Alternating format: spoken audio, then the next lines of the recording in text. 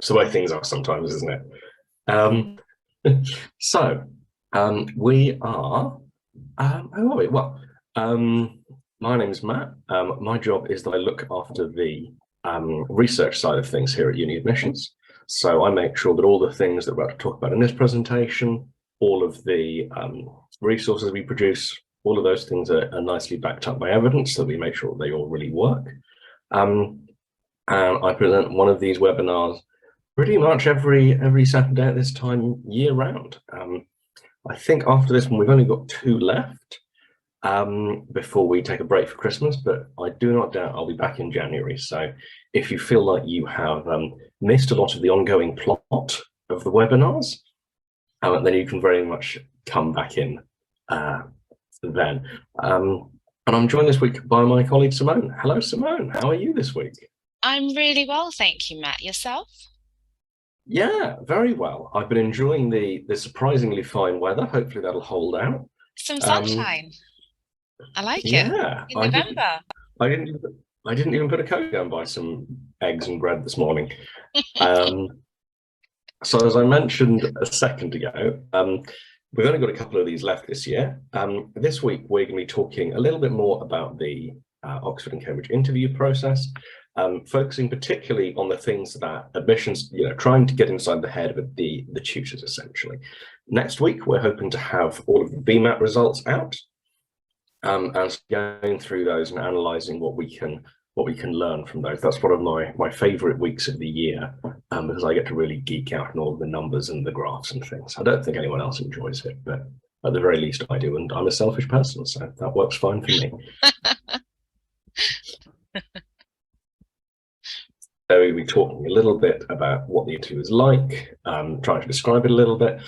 We'll then be looking through some of the criteria that are used for marking Oxford and Cambridge interviews, and we'll be looking at a couple of example questions as actually like. So I think the first thing to say here is that you may have heard various horror stories about the interview, about weird things happening, and for the most part, these are, if true, they're certainly very exaggerated. The interviews are a much more carefully structured, deliberate process than you might be thinking, and the universities put a lot of time and effort into making sure that these are really robustly put together as experiences, both for the students and for the tutors. This means that after your interview, you will be marked and graded by everyone who was in the interview with you. And if there are any discrepancies where people disagree, that's taken into account as well. So if you feel you didn't impress all of them, or if you feel that the whole atmosphere is a little bit intimidating, I think it helps to know that this is because this is all part of making sure the process is as fair as possible. And those grades are then uploaded into a database, which the whole university uses, so they can be comparisons made between students and make sure that everyone is being marked fairly. Often there will be 2 or 3 interviewers for each interview, so as to make sure that everything is being done properly and above board. The other thing I hear people worrying about is that they're going to be asked kind of weird, unanswerable questions. How many ping pong balls could you fit inside the shard? Something like that. And the thing to understand here is these questions aren't about getting the right answer. These questions will be about showing your working, doing problem solving, and really demonstrating to the admissions tutors that you can work through these kinds of problems. No one is expecting you to know. In fact, the question may not even have an answer. You will probably have 2, possibly 3 interviews. Generally speaking, you'll have a couple at the college you've been assigned to or you've applied to, and depending on how things go there, you may have a 3rd interview at another college. As I mentioned before, you'll be interviewed by at least 2 people each time, and that's to make sure that there are there's nothing weird that happens in any one-on-one interviews. They make sure there's always a 2nd or a 3rd person to make sure that things are being done properly and fairly. You may come out of the interview feeling like you've had a really unpleasant experience and that it hasn't gone well, that is in a way good. The interviews are supposed to be stretching you. They're supposed to be making you feel uncomfortable, that they are, really trying to find out how smart you are. And the way you do that is by asking questions you're not quite able to answer. If you feel like the interview was a breeze and you come out of it feeling really confident, that may even be a bad sign. You want to have a slightly difficult time. And that takes me on to the next point of what the interview is like, which is to try and think about it a little bit more from a bird's eye view. And the way I think about this is remembering the context that you're in. You're not the first person to be interviewed. You're probably not even the first person to be interviewed that day. So don't expect that you are going into an experience that is going to be as alien for the other person on the side of the desk as it is for you. It's supposed to be scary and stressful, and so finding it scary and stressful is normal. The person on the other side of the desk, the admissions tutors, they will not be surprised if you're finding the experience stressful. So don't be embarrassed to be nervous, basically. If you put yourself under too much pressure to be really smooth and charismatic and wonderfully articulate, don't set really high expectations for yourself. You are supposed to find things difficult, to perhaps not panic, but to feel uncomfortable, to feel anxious. All of those things are fine and normal, and the admissions tutor is expected. If you find that you are really struggling, you can say that to the interviewer. Say, I'm finding this really difficult. Do you mind if take a few minutes to break? And the way I like to think of this is we can do some prop work now. Yeah.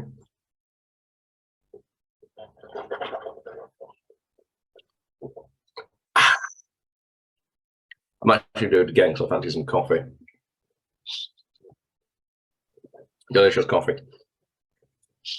If you are feeling stressed, if things are getting overwhelming, stop and do something else for a second. Have a glass of water, look around the room, try and break out of the kind of stressful space you're feeling in your head. Because the thing you really need to understand here is everyone involved in the process wants you to do well. And that's because if you struggle, if you panic, if you find things difficult, that makes the admissions tutor's job harder as well. They want to see everyone who turns up to interview on their best day, so that they get really high quality information about those students. They really get to understand their potential, and that they can then make an informed decision about who to offer a place to. If, however, half of those students panic and flame out and just you're never going to really know how good those students are, because you don't have the information you were trying to get from the interview. They really want you to do well, because that's what they need. That's the information they need to make these decisions. The important thing is that you do yourself justice, and that's not justice in like a competitive sense, you versus them, there's a kind of conflict at work. No, this is about make sure you both understand each other, and that you can give them all the information they need to make an informed decision about whether they want to offer you a place or not. So that takes on to my next question, which is this information they're trying to get. What are they actually trying to find out? What do they want to know? So we're very fortunate here that we spend a lot of time and effort in our research. And one of the things that we have managed to find to get hold of is the document that Oxford produces internally to explain how to operate the admissions process. So if you are an admissions tutor at a college, this is the book you are using to tell you what to do. It tells you how to run the interviews. It tells you how to mark the interviews. It tells you where on the Oxford internal website to put the interview marks. It contains all of that information, and it's quite interesting. And so the things on the next couple of slides are going to be taken directly from this. So from Oxford's own manual on how to operate the admissions process. These ones are specifically the processes for PPE, because that's everyone's favorite subject. And in that book, it lays out that there are three key criteria that are being assessed in the interview. The first of these is application, which they define as a high degree of concentration, a clear enthusiasm for pursuing a problem. Now, subtitles still aren't working this week, are they? That's annoying. This is the, in some respect, the simplest of the criteria to understand. This is a little bit sort of closely related to what we might call passion. This is showing that you are really interested in the subject, that you can focus in on it, that you are enjoying yourself, that when you're facing the problems that you're being given in the interview, when you're thinking about this subject, that this is actually stuff you really care about and you're really interested in spending time and effort on. So hopefully for most of you, this will be the easiest part, showing that you really want to do it. If you're not that fussed, this is the part that's also hardest to fake. So I guess that's what's going on here. It's about kind of finding out how sincere you are. The next criterion is reasoning, which they've defined here as thoughtful reactions, the ability to maintain an argument free of contradiction or equivocation, and able to break free of unproductive thinking.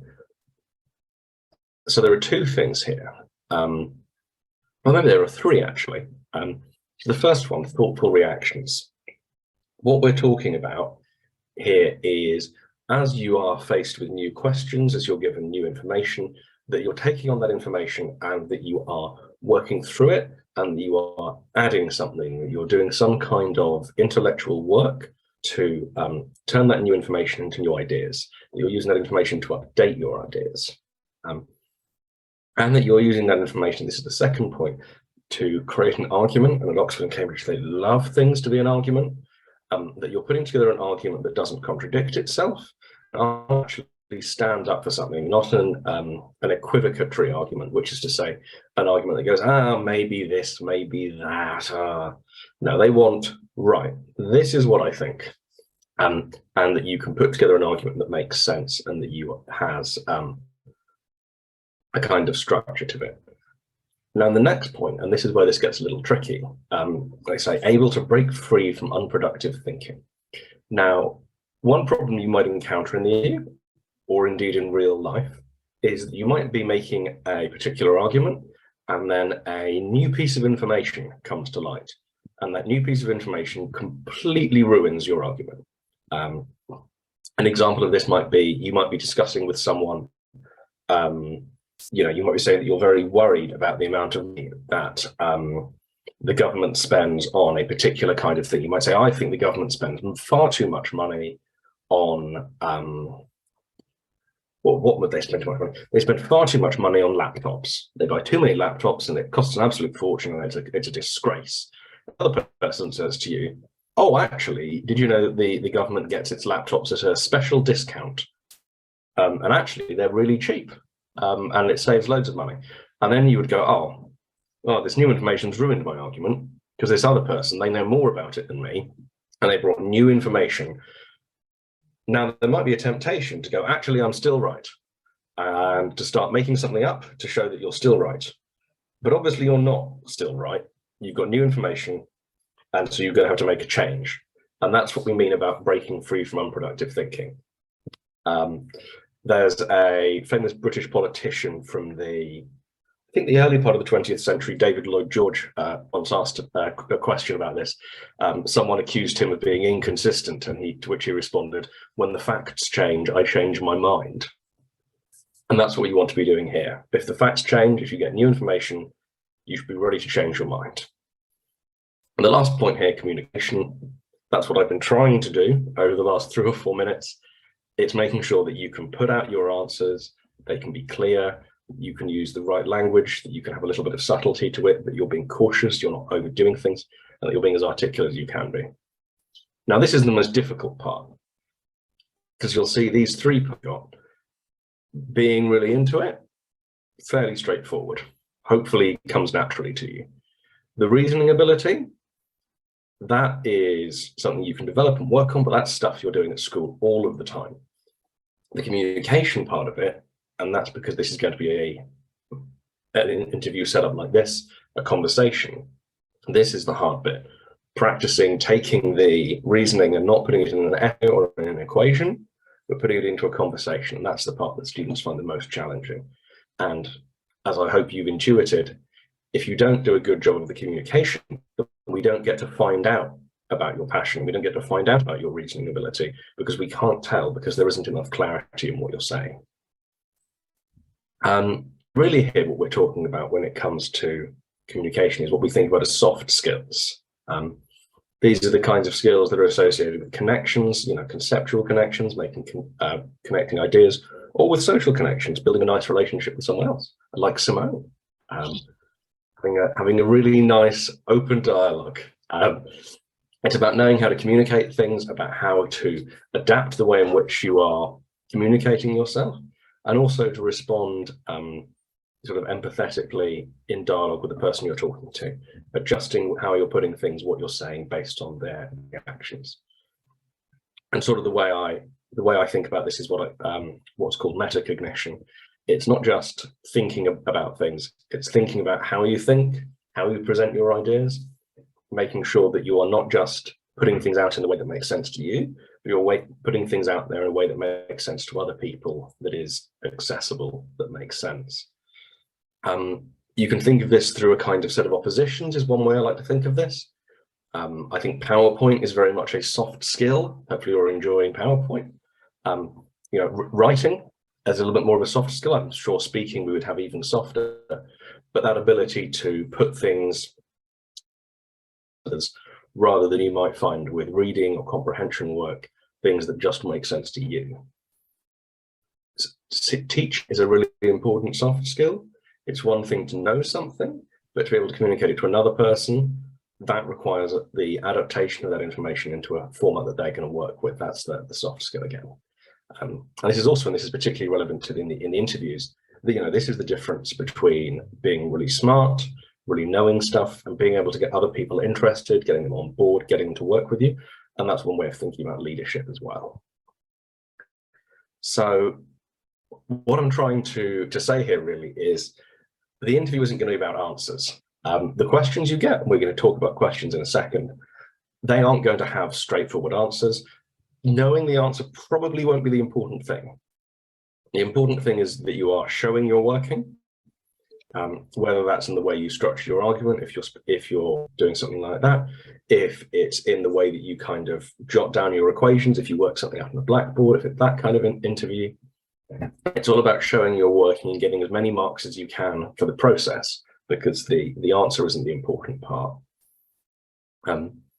You want to make sure that you're asking questions as well. What are the premises of the information you're being given? What kind of priors might you to look into? Are there parts of the question that you might be able to question themselves? Look at the precision of the language and figure out exactly what's being asked of you. And this all leads to don't rush. It's very unlikely that you're going to just get the answer, because if you've got the answer in 3 seconds, it's unlikely you've been through the whole thought process of why that's the answer, and it's even less likely you're going to be able to explain how you got to the answer to another person. Questions may not even have answers. How many ping pong balls can you fit into the shard? I don't know. I mean, one problem, thinking of that question would be, you'd put all the ping pong balls in, right? But you wouldn't know if they were like arranged properly. So what you'd want to do is give the shard a bit of a shake to make sure they all sort of settled in, wouldn't you? And I think that would be unpopular, shaking a big building. I don't think people would go for it. Very dangerous. Probably untestable. So let's, as a final point, have a look at a couple of example questions.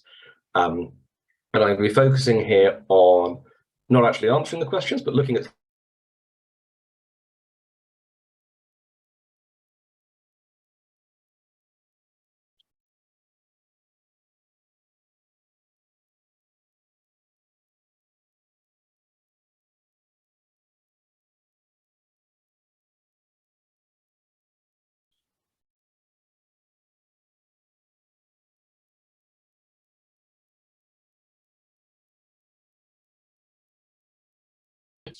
the violence would be justified.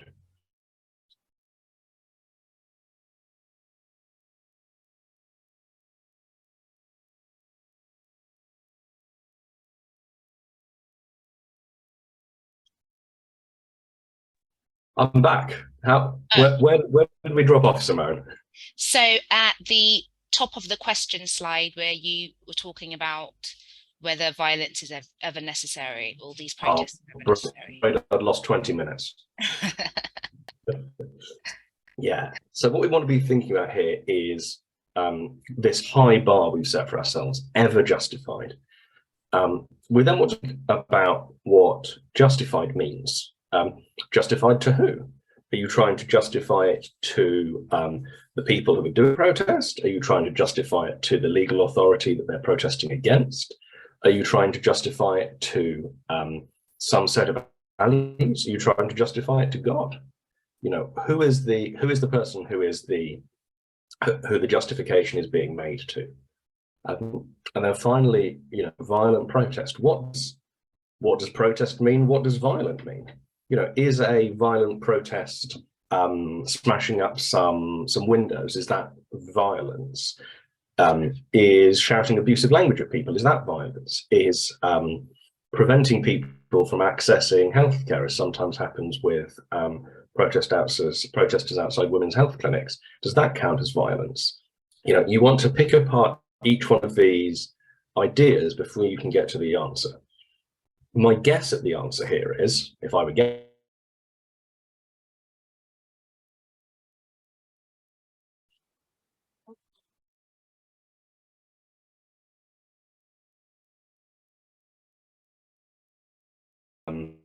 I think I would probably be thinking about some ratio or trade-off between the violence that is being done in the protest and the violence that is being done to the people who are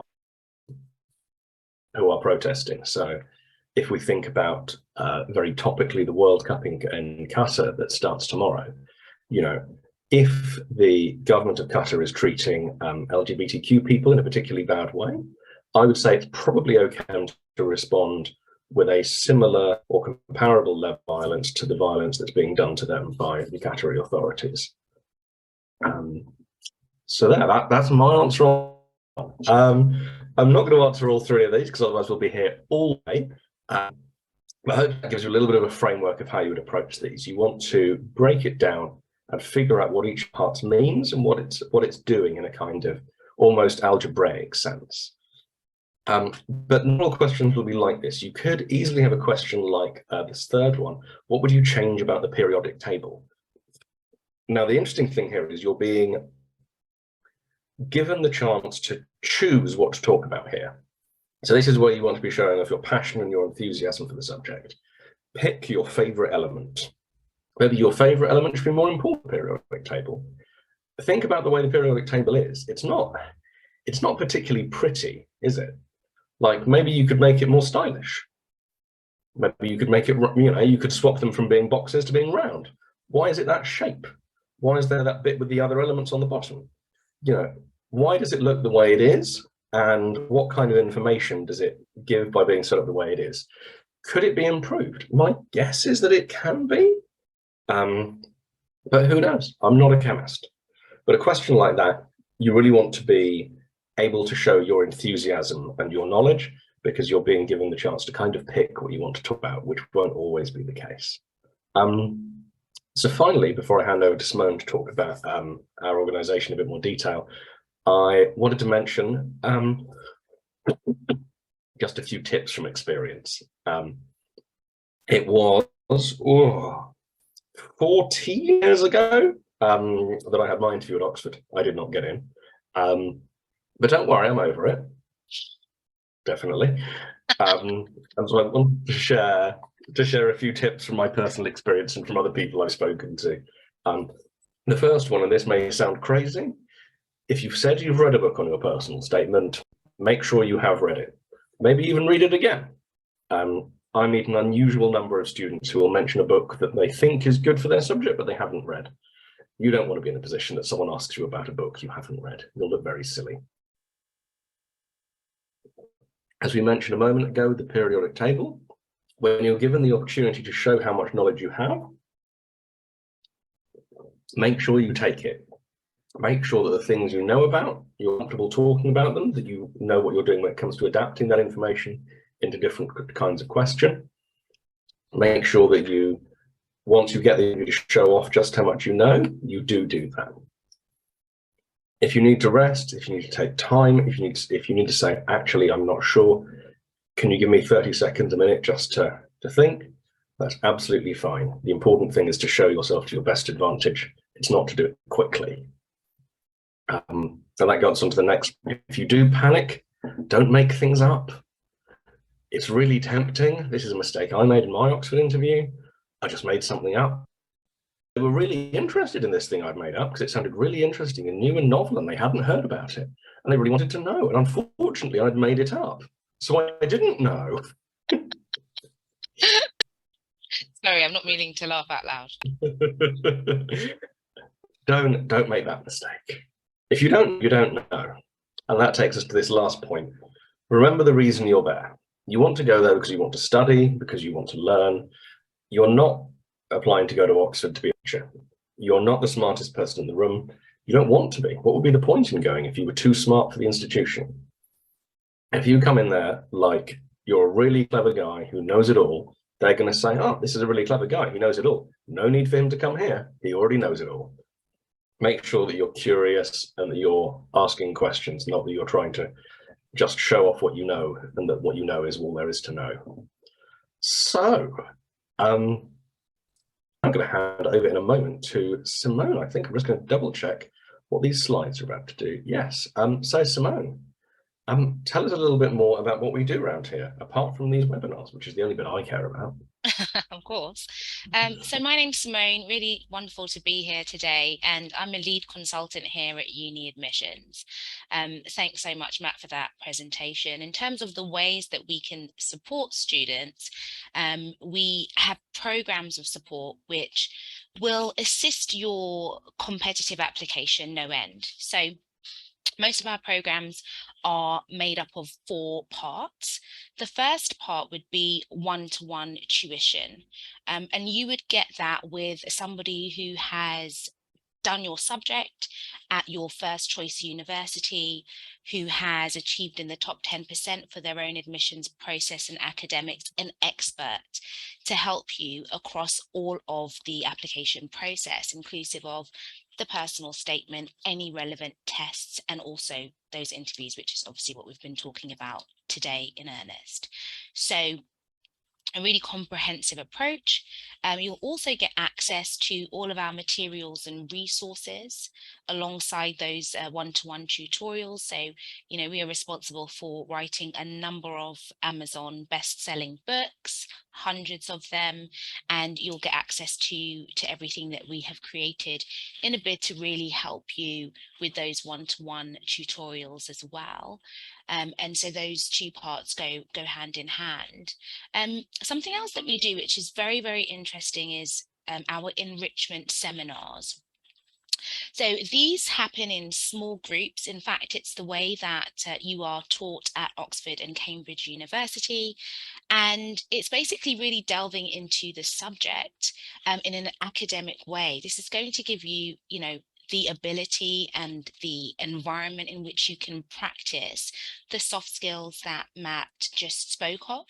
And it helps you to just find your voice, find your confidence, so that by the time you're interviewed, actually the interview process is more of a natural outworking of what you've already been doing.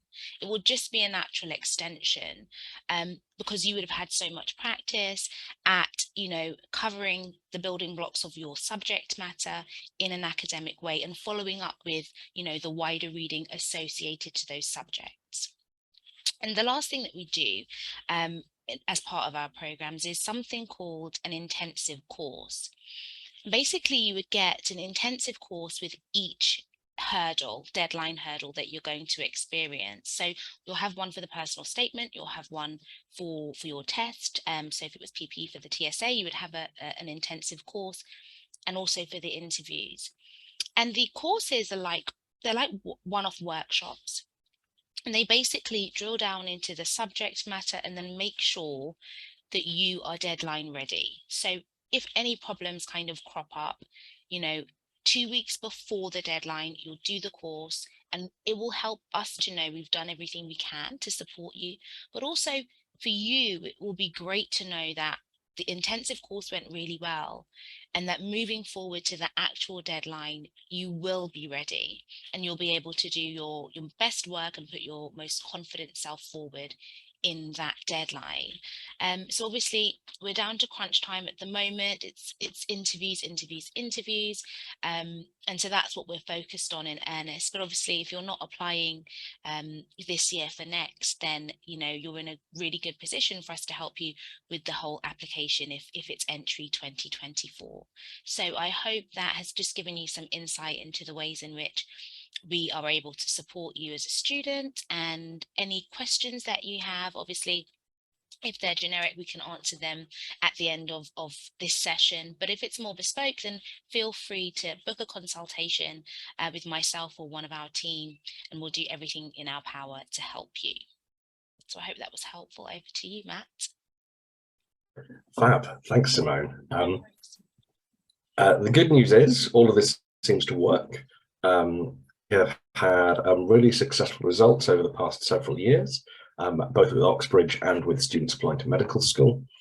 And our results compare really favourably with even the most expensive schools in the country.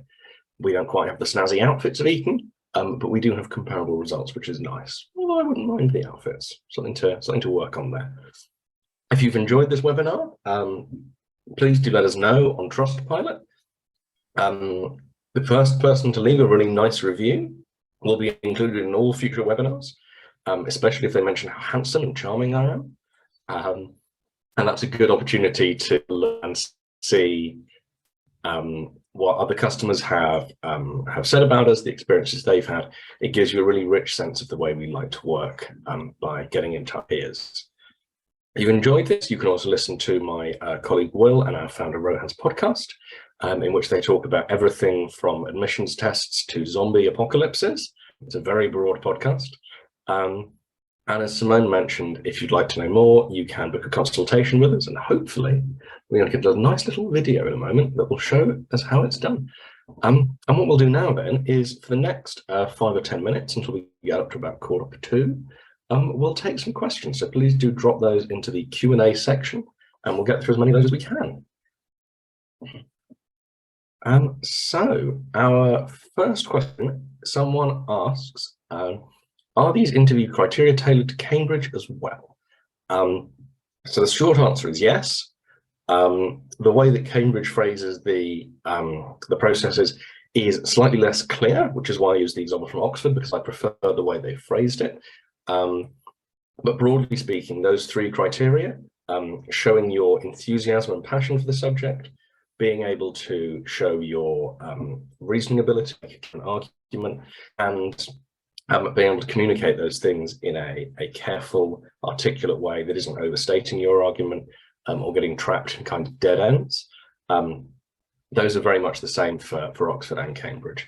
It's just, as I say, that it's much nicer the way Oxford is. So that's what I use on the slides. We have another question. Yeah, good. I was worried. I thought I might have lost the connection for a second there.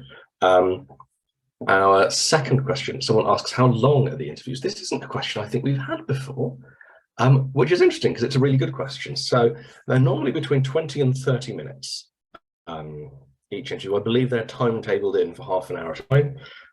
If the person in front of you is running a little bit late, which does sometimes happen, then you might find that your interviews are a tiny bit shorter or a tiny bit longer, but they're set up to be half an hour long each. So you will probably have an hour and a half's worth of interviews in total. And so half an hour, it sounds like a long time, but bear in mind you'll be dealing with a few different questions, a few different ideas. So don't feel like you have to be speaking for 25 minutes. You want to be taking your time, really thinking about what you're saying. So that half an hour will perhaps not even feel like quite enough once you get to it. Ons asks, are the interviews for medicine more knowledge-based, or do they focus on the ethical side? So my understanding is that at Oxford, they have a specific third interview where they just deal with the ethics, and then they'll deal with the knowledge stuff in the other interviews. Now, the knowledge side of things at Oxford and Cambridge tends to be a little bit more emphasized than for other medical schools. They do approach it much more as sort of a qualification in biology first, and the medicine comes in a little bit later.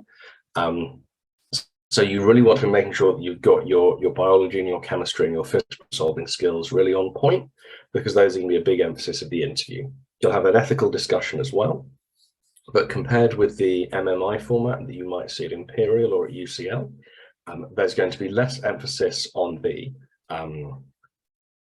relationship with patients, less emphasis on questions like structure of the NHS, and more questions about inorganic chemistry. So be prepared for that, because I know inorganic chemistry is really hard. And Lena asks, well, this is a fun question. If every candidate followed these tips, what exactly would each make a candidate stand out more? Ooh, I mean, if everyone would like to come and follow my tips and work with us, that would be great. But I think the chances of that are slim. What I would say is, these are all tips on how to present yourself, on how to approach problems, tips on how to, tips on technique, essentially. What I can't teach you, and what I don't really have any tips on, is the things you care about. I could go in and do a really technically competent interview about one subject or another, but what I wouldn't be able to do is fake an interest in chemistry, which I'm not interested in. I wouldn't be able to pretend that I was really passionate about 20th century literature, because I'm not. Even with the most skill in the world, you can't fake that first part, which is the passion, the application, enthusiasm. You can't fake that. That's the bit that you have to bring to the table yourself. So what I'm trying to sort of do here from a tip standpoint is to give you the tools you need to be able to really express that passion. But if the passion isn't there, then you're not going to do very well. So this is all about getting that passion to show. And in that case, if everyone did a really good job of putting themselves forward, it will be whoever has passion, the most knowledge, the most enthusiasm. But I say, our experience is not that everyone manages to get everything out there perfectly. And so that's what we tend to focus on. And that is all we've had for questions for the time being. Did you have any questions, Simone, or are you contented? Do I have any questions? I don't think so. So would there ever be a time where students would have more than 3 interviews? So occasionally, if you are right on the edge, they're not sure, particularly if there's been a big disagreement between the people doing the marking. If someone thought you were 3 out of 10 and the other guy thought you were 9 out of 10, that might be an opportunity to get you back in for an additional interview just to double check, get someone else in there. This is roughly the same as how A levels are marked, which is that there are 2 markers and then there's a 3rd marker if the 2 markers disagree substantially. This doesn't happen very often, and it would be quite unusual for a student to be hard to tell if they were brilliant or terrible, but it does very occasionally happen, and so you might have an extra interview there. I cannot remember hearing about it for a very long time, but that's what I think might happen if you were getting to a 3rd or even a 4th, if they just really couldn't figure you out. Okay. And Lena asked about interview invitations. So there should be interview invitations going out from around now. I would expect from Monday for them to start going out if they haven't already. Now, the thing to bear in mind here is you may only get about a week's notice. They really don't give you a long time to prepare for the interview. It might be that they will tell you on Monday that they're going to see you in 2 weeks. It might be that in 2 weeks they're going to see you on Monday. And this is something we really emphasize. Don't wait until you get that invitation to start preparing. If you start preparing and you get 4 or 5 days notice, there's only so much preparation you can do in 4 or 5 days.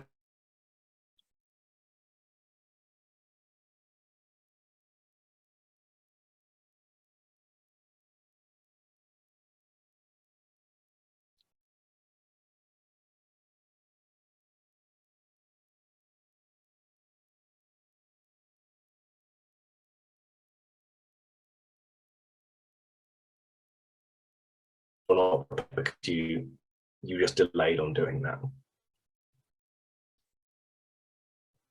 And I think finally, Angel asks about the style of interview. So that there will be little stylistic differences from each person who's interviewing, and between colleges. But broadly speaking, the reason that we have this, and it's a 200-page book, this massive manual explaining how to do the interviews, how to do the interview process, is to make sure that happens to the minimum possible extent, so that students are getting a fair and consistent experience. Obviously, our interviewer is different, the questions will be different, but they're going to be making a real effort to make sure there's comparability, because that's the really challenging part. It's not finding out which students are good, it's having a clear enough sense of how they compare, even when you can't put them all in a room and interview them at once. Group interviews would be horrible. Oh, that's a horrible thought. Can you imagine? I'm glad they don't do that. Although the kind of psychology and game theory of it would be fascinating. What do you do in that? Oh, that'd be interesting. They do those for graduate schemes now, which I've always thought is a terrifying idea. You get an interview on your own, and then you get an interview with other people, and you have to show that you're a good team player. I would like to do that. So I think we're going to call it a day there. Thank you so much to everyone who has sent in questions, who has come along. If you'd like to know more, please do get in touch by booking a consultation to speak with Simone and some of her team. And have a lovely weekend and a lovely World Cup, everyone. The very best of luck to anyone who isn't playing England. To those countries, the worst of luck. Boo. And thank you very much for joining me, Simone. I hope you have a lovely weekend too. Thanks so much. You too, Matt. Take care. All right. Goodbye, everyone. Have a lovely weekend. Ta-ra. Bye.